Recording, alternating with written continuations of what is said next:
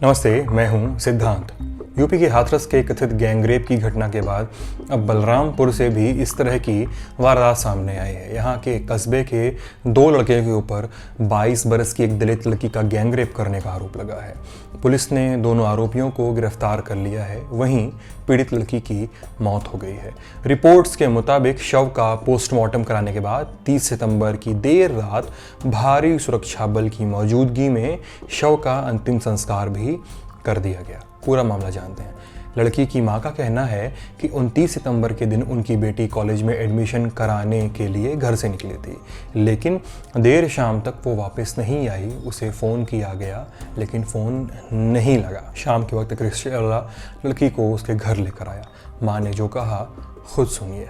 Admission में पचपड़वा बिमला में गई रहा, तो वहाँ से कराए के लौटी। एडमिशन पूरा रसीद वसीद सब रखा है, तो पता नहीं कहाँ किडनैप की तब्बे तो ले गए। ओकरे हाथ पैर सब तोड़ दीन, ओके पैर कमर में कोई दम नहीं रहा, चल भी नहीं पावत रही हमारी बच्ची। मेरे बच्चे के साथ इतना इतना बड़ा अत्याचार खुल गई।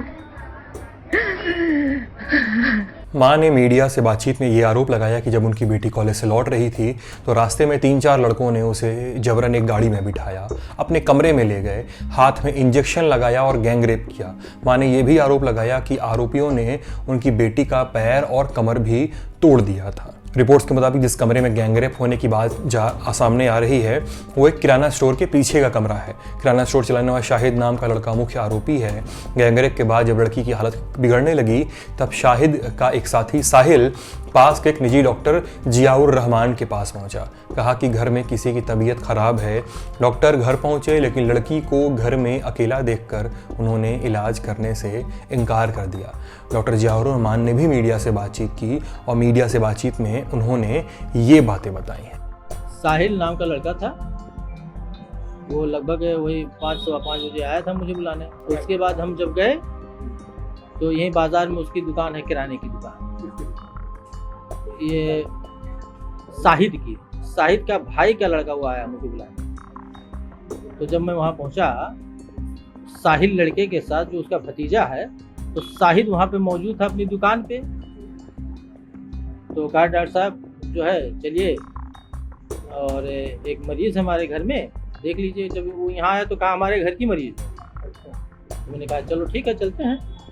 गया तो देखा घर खाली है। तो मैंने कहा कि क्या तुम्हारी फैमिली यहाँ नहीं रहती है? तो उसने कहा कि नहीं फैमिली नहीं रहती है। तो मैंने कहा ये कौन है?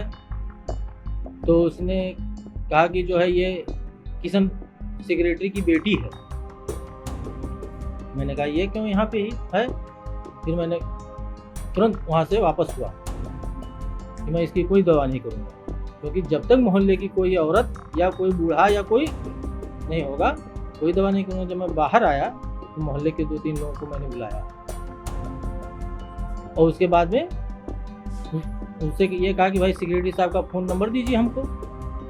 तो फ़ोन नंबर 3-4 लोगों से मांगा तो फ़ोन नंबर नहीं मिला। मैंने कहा कि किसी को मोटरसाइकिल से उनको बुलवाओ। तब वो कहा डॉक्टर साहब आप चलिए अपनी दुकान पे, मैं जा रहा हूँ मोटरसाइकिल से उनको बुला के लाता हूँ और लड़की को लेकर के आपके क्लिनिक पे आता हूँ। चला है। अब उसके बाद उस लड़की को कहाँ लेकर के गए ये नहीं मालूम। डॉक्टर ने यह भी बताया कि जब वो उस कमरे में पहुंचे थे तो लड़की कह रही थी कि पेट में बहुत दर्द हो रहा है, लेकिन वो अकेली थी, इस वजह से डॉक्टर ने इलाज नहीं किया। ये बात भी कही जा रही है कि जब रिक्शे से घर पहुंची थी लड़की तब उसके हाथ में ग्लूकोज चढ़ाने का वीगो लगा हुआ था। इस पर डॉक्टर जियाउर रहमान का कहना है कि जब उन्होंने लड़की को देखा था तब वीगो उसके हाथ में नहीं लगा हुआ था। अब बलरामपुर के एसपी देवरंजन वर्मा ने बताया है कि घटना के बाद लड़की के भाई ने नामजद रिपोर्ट दर्ज कराई थी जिसमें 2 लड़कों को आरोपी बताया था। पुलिस ने दोनों लड़कों को गिरफ्तार कर लिया है। एसपी ने क्या कहा खुद सुनिए।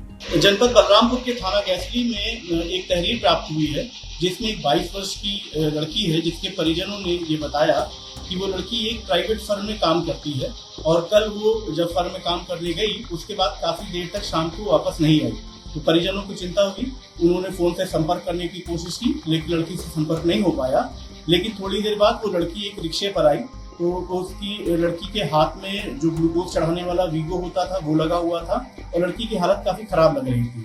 तो उनके परिजनों ने लड़की को तुरंत हॉस्पिटल के लिए ले गए लेकिन रास्ते में ही लड़की की मृत्यु हो गई। परिजनों ने तहरीर में अपनी 2 लड़कों को नामजद किया है और उनको बताया, उनके बारे में कहा है कि इन लड़कों ने किसी डॉक्टर के पास ले जाकर के हमारी लड़की का इलाज कराया और लड़की के साथ हमारे बलात्कार किया और लड़की की जब हालत खराब हुई है तो उसको उन लोगों ने हॉस्पिटल न ले जा करके उन्होंने घर पर वापस भेज दिया। तो इस प्रकरण में पुलिस ने तुरंत कार्रवाई करते हुए जो नामजद अभियुक्त हैं इनको गिरफ्तार कर लिया है और पुलिस इसमें आगे छानबीन करके जो भी दोषी पाए जाएंगे उनको गिरफ्तार करेगी और इनके खिलाफ कठोर से कठोर हम लोग कार्रवाई करेंगे और इसमें अभियोग पंजीकृत करने के उपरांत इसकी विवेचना गुणवत्तापूर्वक होगी और जो भी इसके अंदर हम लोग साक्ष्य पाएंगे उसके आधार पर अच्छे से प्रोसिक्यूशन चला करके इसमें अभियुक्तों को सजा दिलाने की पूरी कोशिश करेंगे। इसके अलावा पुलिस ने हाथ, पैर और कमर तोड़ने वाले आरोपों को भी गलत बताया है। पुलिस का कहना है कि पोस्टमार्टम रिपोर्ट में इसकी पुष्टि नहीं हुई है। वहीं पोस्टमार्टम में रेप को लेकर क्या सामने आया है, इस पर पुलिस ने अभी कुछ खुलासा नहीं किया है। इंडिया टुडे से जुड़े सुजीत कुमार ने बताया कि पुलिस ने अभी केवल परिवार की तरफ से दी गई शिकायत के आधार पर शाहिद और साहिल नाम के 2 आरोपियों के खिलाफ केस दर्ज किया है, उन्हें गिरफ्तार किया है। इसके अलावा डीएम और एसपी ने पीड़ित परिवार से मुलाकात करके उन्हें 6,18,000 की मुआवजा राशि का अनुमति पत्र दिया है। वहीं जिस कमरे में गैंगरेप होने की बात कही जा रही है उसके बाहर से कुछ विजुअल्स भी हमें मिले हैं।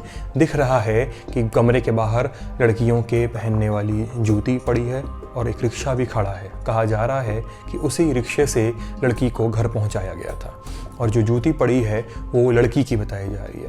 अब जैसा हमने पहले भी कहा है कि भारी सुरक्षा बलों की मौजूदगी में इसमें लड़की का अंतिम संस्कार किया गया, तो बातचीत ये आ रही है क्या गुपचुप तरीके से किया गया। अभी इस पर बहुत ज़्यादा क्लैरिटी नहीं है क्योंकि परिजनों का कुछ और कहना है और पुलिस की तरफ से कोई सामने बात अभी खुलकर नहीं आई है। तो इस पर कोई भी पुख्ता नया ताज़ा अपडेट मिलता है तो वो भी हम ज़रूर बताएंगे। ललन टॉपर बने रहिएगा।